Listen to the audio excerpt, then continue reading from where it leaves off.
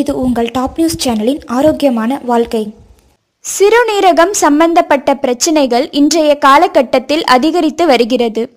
இது ஒரே இரவில் வந்துவிடும் பிரச்சனை அல்ல.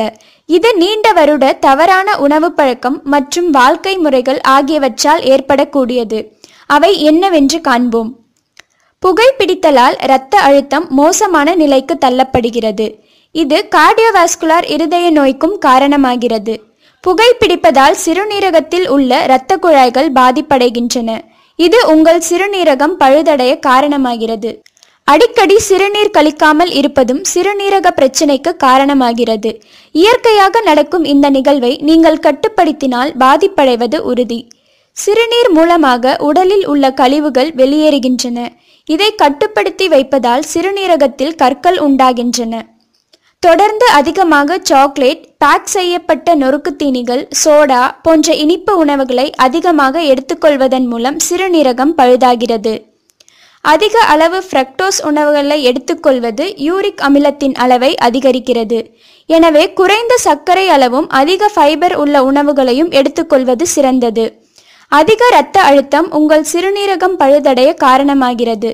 உங்கள் உடலுக்கேற்ற சரியான இரத்த அழுத்த அளவை சீராக பராமரித்து வருவது அவசியம்.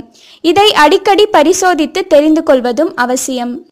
மருத்துவர் பரிந்துரைத்த மருந்துகளை அவர் குறிப்பிட்ட கால அளவிற்கு எடுத்துக்கொள்வது அவசியம்.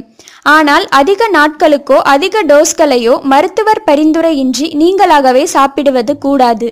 உடற்பயிற்சி செய்வது உடலில் சர்க்கரை அளவையும் இரத்த அழுத்தத்தையும் கட்டுப்படுத்தி உடலை சீராக இயங்க வைக்க உதவுகிறது.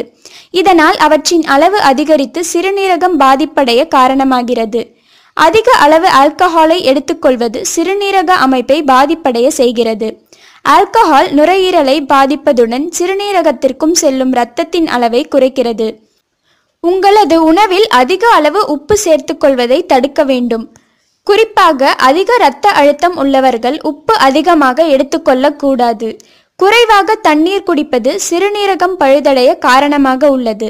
சிறுநீரகம் சரியாக வேலை செய்ய போதுமான அளவு தண்ணீர் உட்கொள்வதும் அவசியம். இது போன்ற மருத்துவ குறிப்புகளை மேலும் அறிந்து கொள்ள எங்கள் சேனலை சப்ஸ்கிரைப் செய்யுங்கள். இந்த வீடியோ பற்றிய உங்கள் கருத்துக்களை கமெண்ட் பாக்ஸில் தெரிவியுங்கள். நன்றி, வணக்கம்.